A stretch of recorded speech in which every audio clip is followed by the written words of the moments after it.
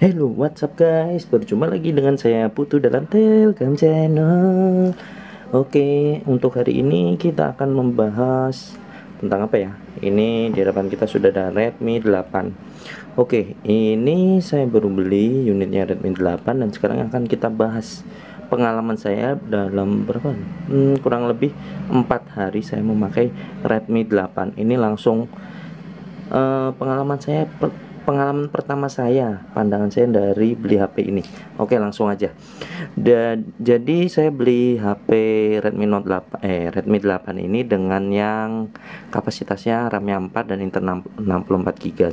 Saya carinya yang internal paling besar karena saya rasa untuk internal yang 3/32 itu kurang memadai, tanggung ibaratnya dari selisih harga.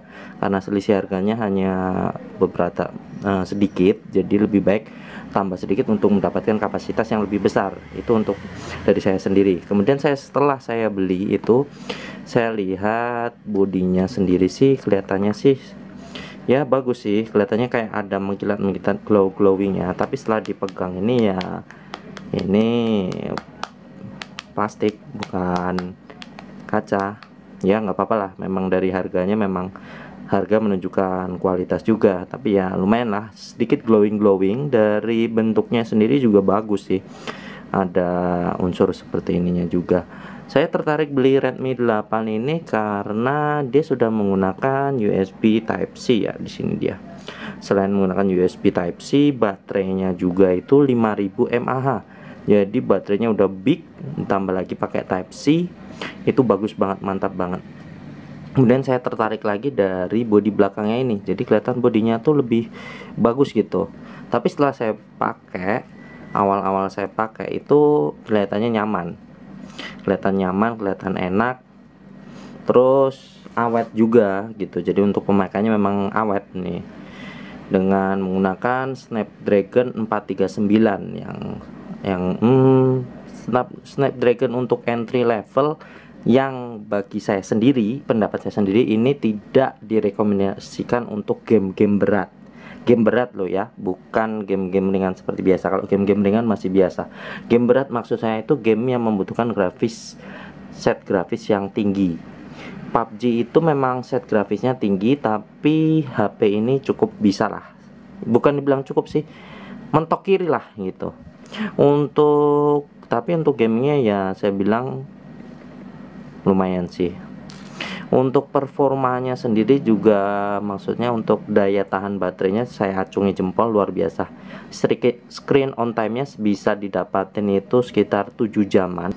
Ya, ini bisa dilihat ya. Ini untuk screen on time-nya itu bisa dapat 7 jam 27 menit 1 detik. Yang ini tergolong sangat-sangat awet. Ya, sangat awet. Tapi ada tapinya. Dia HP ini kalau buat ngecas super lama. Walaupun kita menggunakan Type C ya. Itu penggunanya cukup sangat lama. Sangat amat lama sekali. Terus habis itu setelah saya beli HP ini, kemudian kan ada update. Setelah saya membeli HP ini ada update ya, update MIUI di HP ini. Pertama saya beli itu tidak ada bloatware-nya dan iklan-iklannya. Tidak ada iklan-iklannya. Kemudian setelah saya update itu justru lebih banyak muncul iklan-iklan yang nggak jelas. Untuk bloatware-nya nggak ada, memang nggak ada. Cuman lebih banyak muncul iklan-iklan yang tidak jelas juga. Terus habis itu, setelah saya update ke MIUI 11 ini, HP ini tuh cenderung lebih sering hilang sinyal. Sinyalnya itu jadi seperti ini. Yang saya rasakan awal-awal itu tiba-tiba pada saat lagi googling kah atau lagi bermain game kah, tiba-tiba biasanya kan di sini ada sebentar ya, ada jaringannya di sini 4G. Tiba-tiba tuh 4G-nya hilang. Kemudian cuma tinggal jaringan aja. Setelah tunggu berapa menit dia hilang jaringannya. Kedua-duanya sini hilang. Kedua-duanya hilang. Kemudian otomatis coba dulu lah aku buat airplane mode, kemudian aku aktifin lagi. Setelah airplane-nya saya hidupin lagi, tetap nggak bisa. Jadi mau nggak mau memang harus restart. Setelah saya restart itu baru bisa. Tapi ada tapinya, kambuh lagi. Hal itu terjadi setelah saya update ke pembaruan ini. Ini saya perbarui tanggal bulan ini ya, sekarang bulan April. Jadi bulan April kisaran tanggal antara 19 atau 20 April gitu. Jadi perbaruan tanggal 20 April di sebentar. Nggak fokus ini.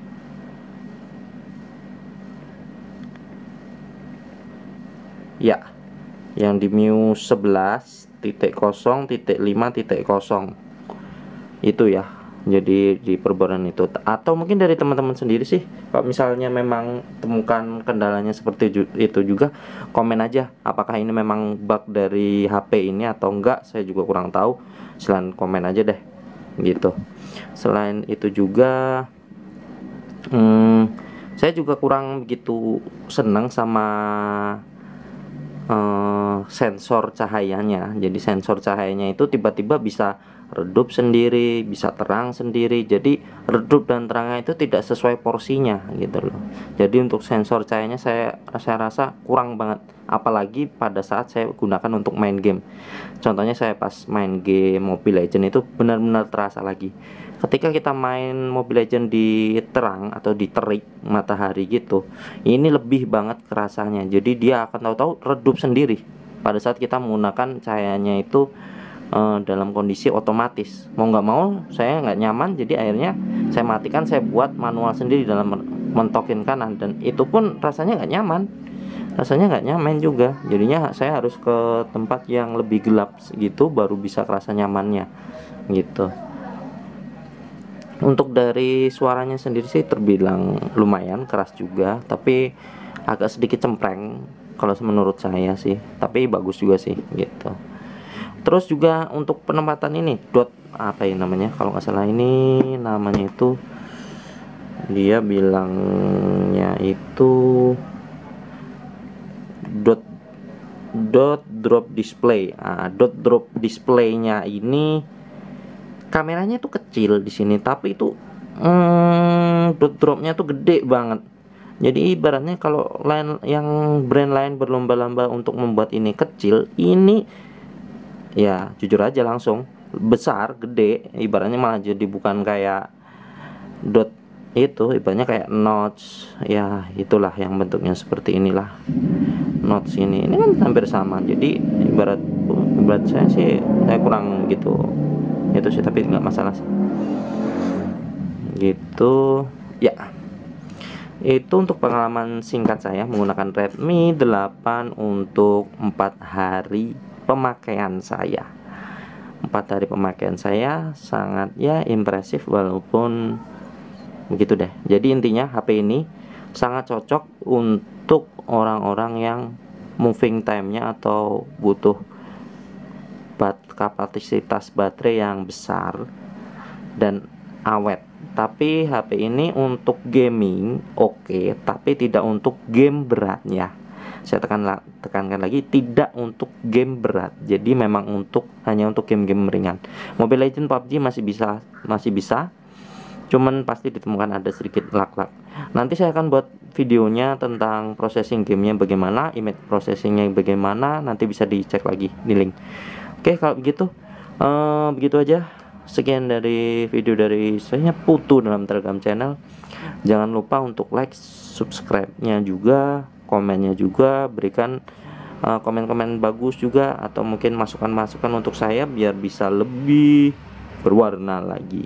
Oke, kalau begitu saya Putu dalam Telegram Channel mau undur dulu. Kita bertemu ke video selanjutnya dalam gaming di Redmi 8. Bye bye.